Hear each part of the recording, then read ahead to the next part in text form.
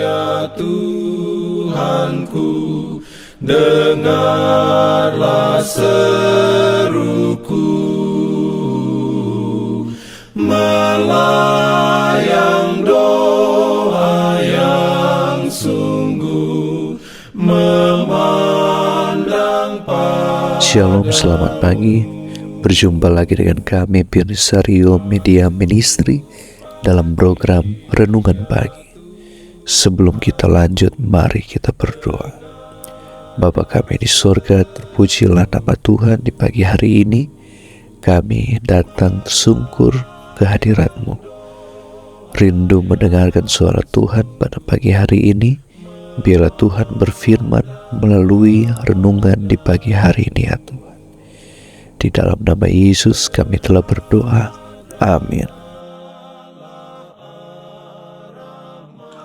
Renungan pagi hari ini Selasa 17 Juni 2025 dengan judul Kekuatan Penyembuhan dari Persekutuan.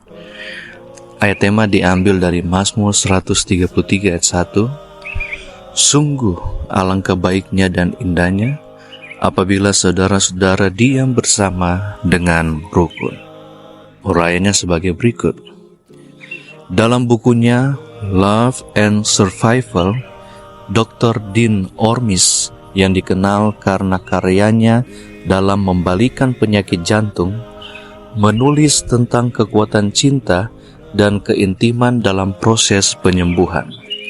Saya tidak menyadari adanya faktor lain dalam dunia kedokteran, bukan pola makan maupun kebiasaan merokok, bukan olahraga, bukan stres, bukan genetika, bukan obat-obatan, bukan pembedahan yang memiliki dampak yang lebih besar pada kualitas hidup kita, pada kejadian penyakit, dan pada kematian dini oleh sebab apapun.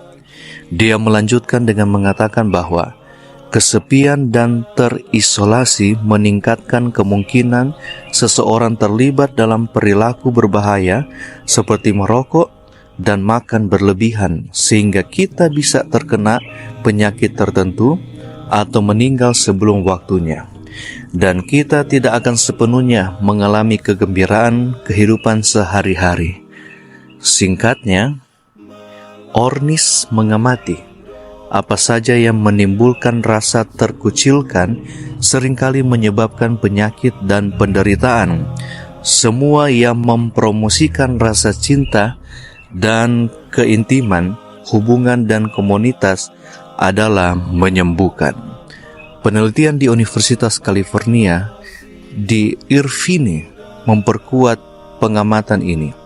Ditemukan bahwa kesepian dan kurangnya dukungan emosional dapat menyebabkan peningkatan kemungkinan seseorang didiagnosis menderita penyakit jantung sebanyak 3 kali lipat, sementara hanya dengan memiliki satu orang saja yang siap sedia memberi dukungan emosional sudah cukup untuk mengurangi risiko penyakit jantung. Sungguh menakjubkan, bukan? Bahwa hanya satu orang saja bisa membuat perbedaan besar dalam kelangsungan hidup seseorang. Apa yang Anda lakukan untuk menjadi teman seperti ini? Apakah Anda adalah bagian dari kelompok kecil yang berbagi bersama, mempelajari firman Tuhan bersama-sama, melayani bersama untuk membantu orang lain, dan menderita bersama? Alkitab memerintahkan jenis hubungan ini untuk masuk ke dalam penderitaan dan kesedihan satu sama lain dan saling memikul beban.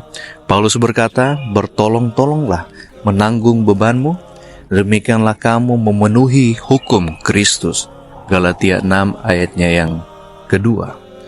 Ayub berseru, siapa menahan kasih sayang terhadap sesamanya, melalaikan takut akan Yang Maha Kuasa. Rick Warren dalam bukunya The Purpose Driven Life menuliskan sebagai berikut. Adalah di dalam saat-saat kritis yang mendalam, kesedihan dan keraguan, di mana kita sangat membutuhkan satu sama lain. Ketika keadaan menghimpit, kita hingga iman kita goyang, saat itulah kita paling membutuhkan teman yang bisa dipercaya. Kita memerlukan sekelompok kecil teman untuk beriman kepada Tuhan, bagi kita dan untuk membantu kita melewatinya. Dalam kelompok kecil, tubuh Kristus nyata dan dapat disentuh bahkan ketika Allah tampak jauh.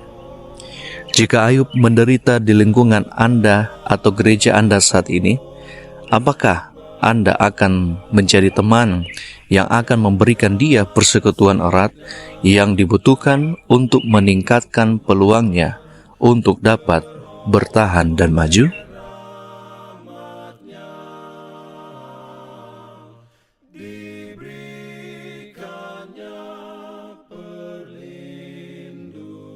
Demikianlah renungan di pagi hari ini.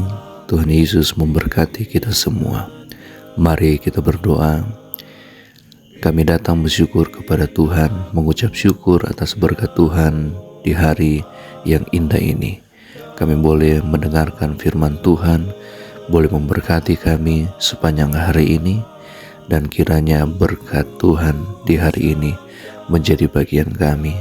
Kami terus melayani Tuhan dengan kekuatan kesehatan yang Tuhan berikan kepada kami.